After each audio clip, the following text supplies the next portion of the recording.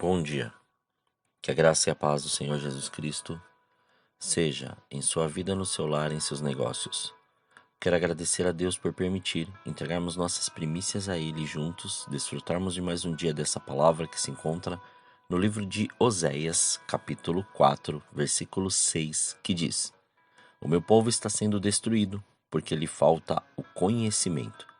Porque tu, sacerdote, rejeitaste o conhecimento, também eu te rejeitarei, para que não sejas sacerdote diante de mim.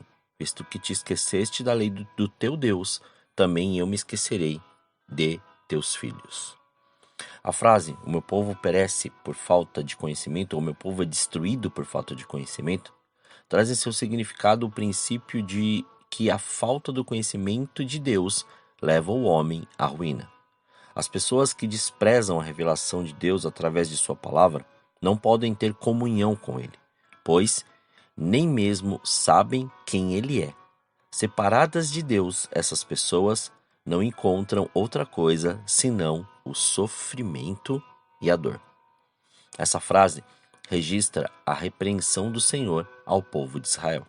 Essa advertência foi direcionada à nação de Israel que tinha rejeitado a instrução do Senhor e falado em ser seu representante para as nações.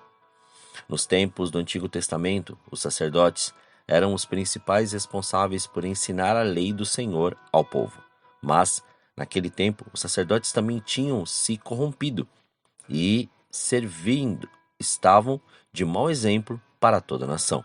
Por isso, a frase, o meu povo está sendo destruído por falta de conhecimento, expressa que, de forma muito apropriada, a situação da nação. Havia um desconhecimento generalizado do Senhor em Israel. Quando Deus levantou o profeta Oséias para profetizar em Israel, a nação estava muito distante da vontade do Senhor. Inclusive, o ministério profético de Oséias foi bastante singular, pois sua situação familiar tipificava a situação de Israel diante de Deus. Oséias era casado com uma mulher infiel. Da mesma forma, Israel também era infiel em seu relacionamento com Deus. O problema é que Israel havia rejeitado o Senhor e se voltado para os falsos deuses das nações vizinhas. Nesse sentido, a idolatria era um adultério religioso. Embora Deus houvesse sido longânimo, amoroso e misericordioso com aquele povo, os israelitas insistiam em quebrar a lei de Deus e ignorar os convites ao arrependimento. Quando Deus firmou sua aliança com a nação de Israel no Sinai, e qual foi a resposta do povo, conforme descrito no livro de Êxodo 19, versículo 8?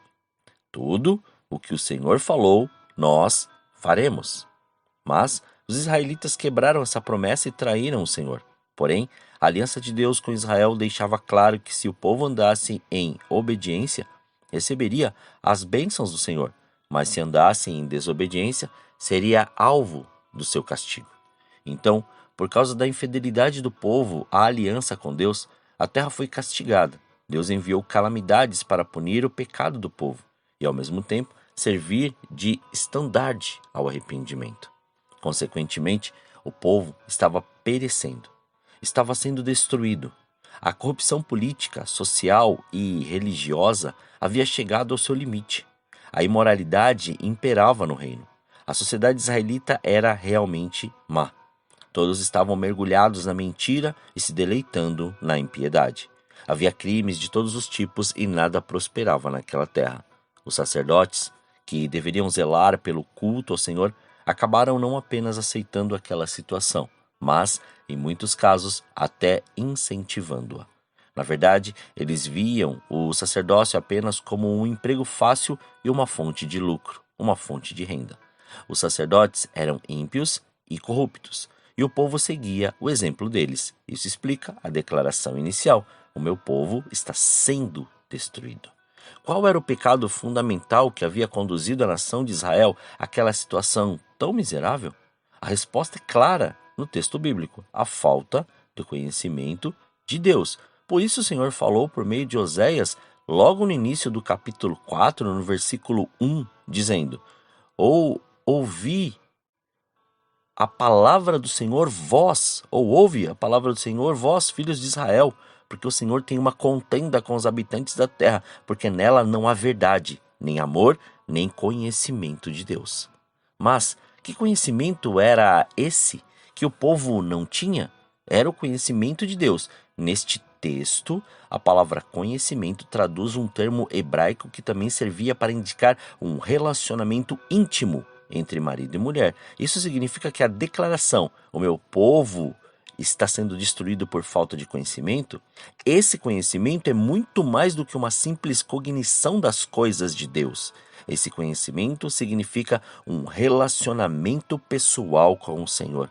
Muitos até colocam ou acabam dizendo que não, tem que pegar, estudar muito, falar muito, buscar muito. Na verdade, este buscar está em obedecer e fazer com que aquilo que o Senhor está te dizendo seja uma verdade praticada diariamente. O povo tinha desprezado a revelação especial de Deus através de sua palavra e perdido o relacionamento pessoal com ele. O povo não queria saber de Deus. Por isso, os israelitas do norte estavam encontrando a destruição.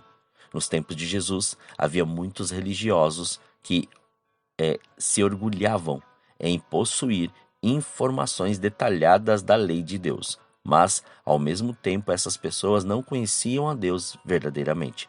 Por isso, o Senhor Jesus lhes disse no Evangelho segundo Mateus, capítulo 22, versículo 29, errais por não conhecer as Escrituras nem o poder de Deus. Muitas pessoas falam de Deus, se mostram simpatizantes da obra de Deus, se dizem servas de Deus, mas não querem saber de conhecer verdadeiramente a Deus.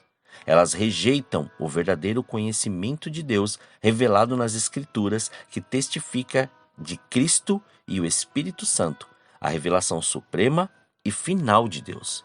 Essas pessoas até são ouvintes da palavra, mas não são praticantes dela.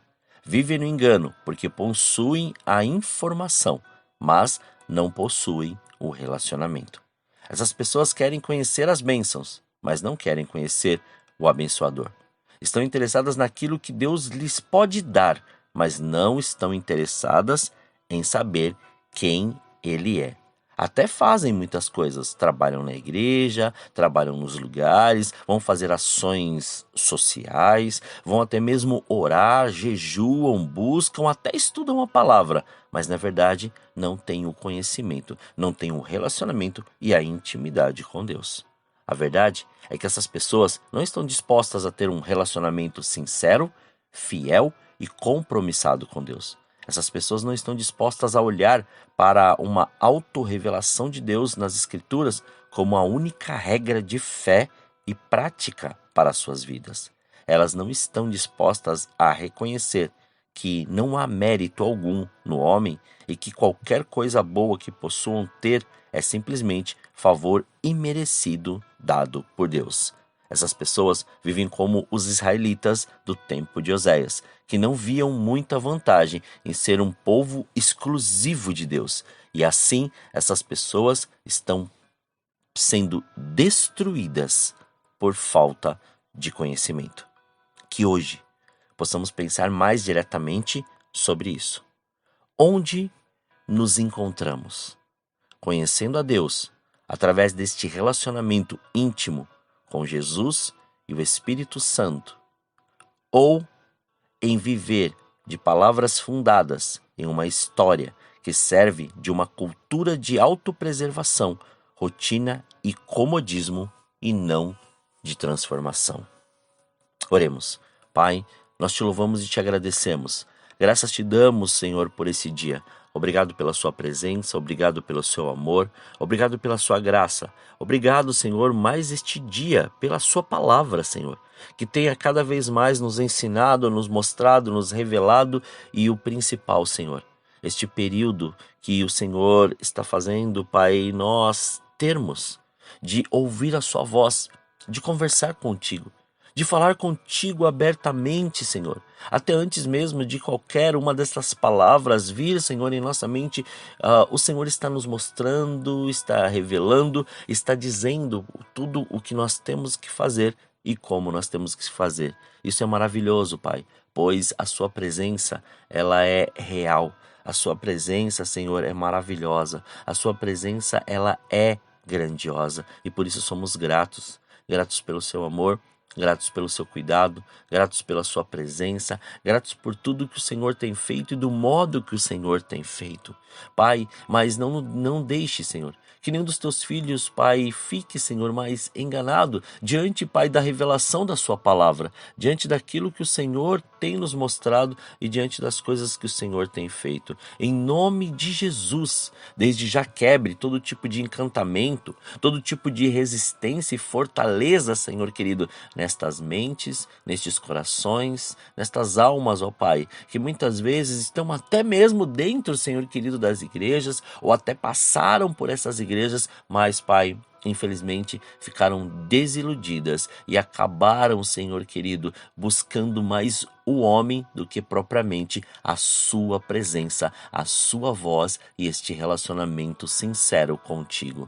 Pessoas que estão muitas vezes baseadas, ó Pai, em fatos ou até mesmo em histórias e não naquilo que o Senhor tem nos ensinado e tem nos mostrado. Então, Pai, tenha misericórdia. Peço perdão pelos pecados por eles cometidos, para que haja, Senhor querido, esta segunda chance e a revelação do seu sobrenatural e a revelação do seu querer sobre esta vida, Pai. Em nome de Jesus, que venha o seu reino, Senhor.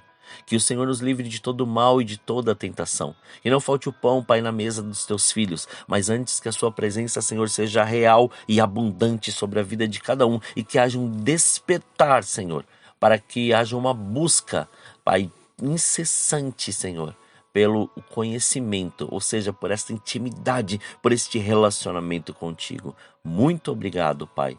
Consagramos tudo diante do seu altar, todos os nossos pensamentos, palavras, sentimentos, olhares, tudo aquilo que vamos ouvir, tudo que vamos fazer, praticar, Senhor, que a sua presença seja real, Senhor, e que a sua glória, Senhor, seja manifesta. Consagramos tudo diante de ti, para que o seu nome seja glorificado e exaltado em tudo o que fizermos. Muito obrigado, Pai. Assim nós oramos, agradecidos, em nome de Jesus. Amém. Que você tenha um dia abençoado na presença do Senhor. E quem vos fala é o pastor Leandro Araújo, da Igreja Apostólica Caminho de São Paulo, capital. Deus te abençoe grandemente.